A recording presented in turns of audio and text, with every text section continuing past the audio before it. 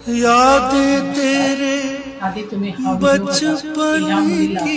जिवंत जाळण्यात आलेला आहे। अतिशय संवेदनशील व्हिडिओ आहे की एकदम पाहिल्यानंतर माणुसकीवर विश्वास ठेवावा की नाही ठेवावं यापेक्षा जानवर तरी ठीक असं म्हणायला काही फरक नाही पडणार।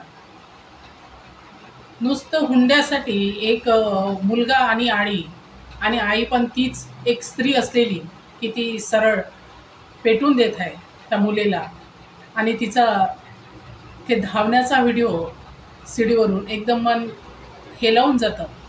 तर अक्षरशः जर बघितलं आपण तर ह्या घटना का घडत आहे आपल्या भारतातच का घटना घडतात अशा जसं बलात्कार झालं तर कोणी छेडखानी झालं या हुंडा प्रवृत्ती हे आपल्या भारतातच का। तर याचं जर कारण जर आपण बघितलं तर मुद्देसूद त्या मुलांनी लहानपणापासून जे बघितलं असेल ते म्हणजे काय की माझ्या आईने आणलेलं दहेज हुंडा आणि त्यानंतर त्या गोष्टी त्या मुलाने कानामध्ये ऐकून घेतलेल्या आहे की माझ्या आईला इतका हुंडा मिळाला, त्यानंतर माझ्या भावाचं लग्न झालं तर माझ्या भावालाही इतका हुंडा मिळाला। तर त्याची जी काम करण्याची प्रवृत्ती आहे ती प्रवृत्ती कुठं नाही कुठं घसरल्या जातं आणि त्याला असं वाटतं की आपल्याला आयतं मिळत आहे ना, आपण पुरुष म्हणून जन्माला आलो आहे ही सगळ्यात मोठं एक आपण कर्तव्य पार पाडलेलं आहे असं त्याला वाटतं। आणि त्याचबरोबर त्याच्या आईवडिलाला वाटतं की आम्ही मुलाला जन्म दिला म्हणजे खूप काही खूप चांगलं एक काम केलेलं आहे की जेणेकरून आपल्याला फ्रीची संपत्ती मुलीच्या आईवडिलाकडून मिळत आहे आणि त्याचबरोबर आपण त्याच्यावर आनंद साजरा करू शकतो या आपले जे इच्छा आकांक्षा आहे त्या पूर्ण करू शकतो। हा कुठे नाही कुठेतरी म्हटलं तर सामाजिक जो मतभेद आहे स्त्री आणि पुरुषाबद्दल तो मतभेद कुठं ना कुठं जाहीर होतो।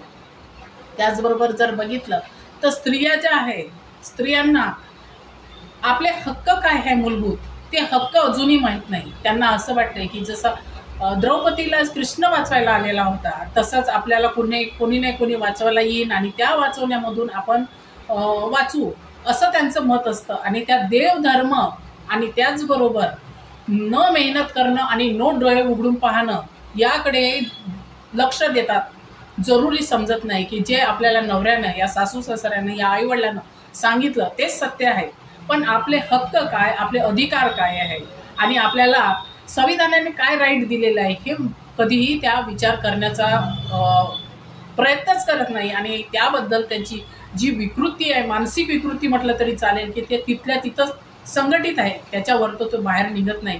मूल चूल याच्यावर तर त्यांची बुद्धिमत्ता जायला तयारच नाही आहे की कुठे नाही कुठे म्हटलं तरी स्त्रीवर जा अन्याय होत आहे तो म्हणजे त्यांचं दैनंदिन जे शोषण होत आहे तर त्याच्यासाठी कारणीभूत जर म्हटलं तर तो कारणीभूत जो आहे तो घर आणि त्याचबरोबर तिचा आध्यात्मिक मार्ग हे खूप जास्तच म्हणजे स्त्रियांसाठी एक सामाजिक जी बेडी आहे ती बेडी त्यांच्या पायात टाकलेली आहे।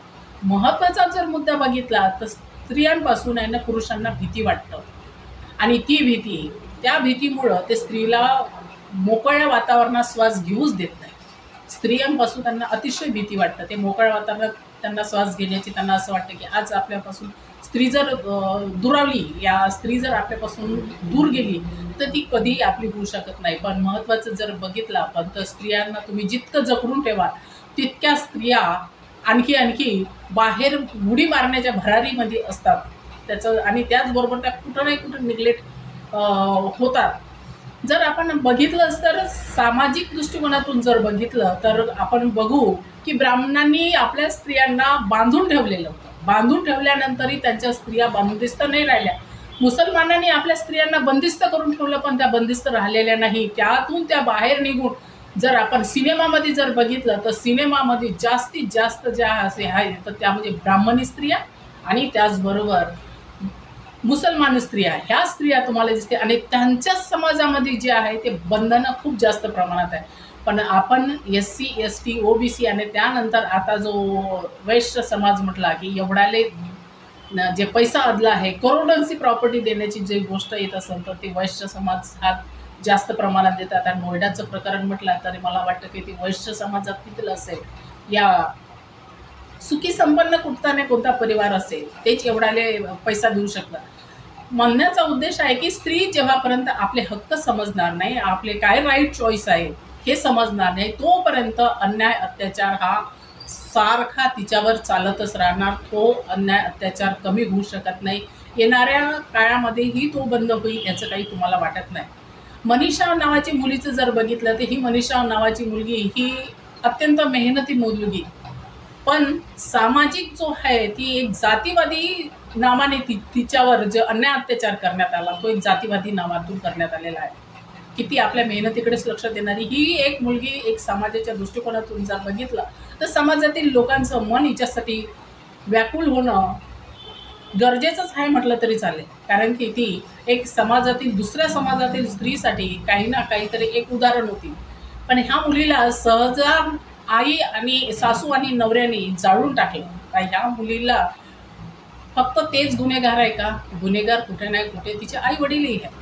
तुम्हाला जे पैसा प्रॉपर्टी जे काही द्यायची होती ते मुलीच्या नावाने द्यायचं आणि त्याचबरोबर मुलीच्या नावाने दिल्यानंतर मुलीलाही सक्षम करणं खूप गरजेचं आहे की ती सुंदर दिसली, सुंदर काया असली तर मुलगी झाली आणि त्याचबरोबर आपण पैसा प्रॉपर्टी दिली तर ती आपल्या परिवारात सुखी संपन्न राहील.